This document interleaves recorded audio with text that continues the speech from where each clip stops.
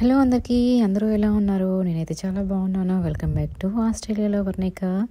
ఇంకా నేను గార్డెన్లోకి వచ్చేసి అయితే కర్రీ లీవ్స్, కొన్ని మిర్చి, అలాగే స్ప్రింగ్ ఆనియన్స్ అయితే తెంపేస్తున్నాను.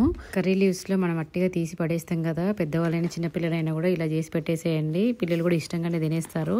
సో ఇది good for hair, eyes, vitamin A, B, C and calcium, iron కూడా ఎక్కువగానే ఉంటుంది. సో మీరు కూడా ఇలా ట్రై చేయండి. మీరు కూడా ట్రై చేస్తే మీ పిల్లలకు పెట్టండి, వాళ్ళు కూడా ఇష్టంగానే తినేస్తారు. ఇంకా నేను ఎలా చేస్తున్నాను ఏంటి మీరు కూడా చూసేయండి.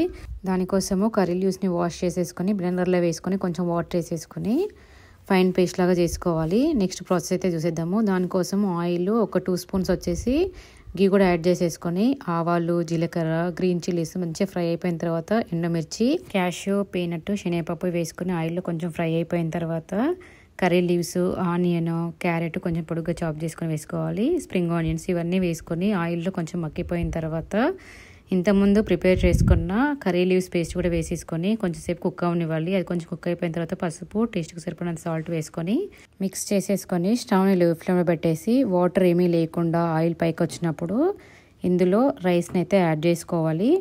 రైస్ని యాడ్ చేసేసుకున్నాక మొత్తం మసాలా అంతా బట్టిలాగా మిక్స్ చేసేసుకొని కుక్ చేసుకోవాలి. లాస్ట్ ఫైనల్గా స్టవ్ ఆఫ్ చేసే ముందు కొరియండర్ కూడా వేసేసుకొని స్టవ్ని అయితే ఆఫ్ చేసుకుంటే రైస్ అయితే రెడీ అయిపోతుంది. దీన్ని లంచ్ బాక్స్లో పిల్లలకైనా పెద్దవాళ్ళకైనా ఎవరికైనా పెట్టేసేయచ్చు, లేదంటే ఏదైనా కర్రీ లేనప్పుడు కూడా ఇలా ట్రై చేసేయండి.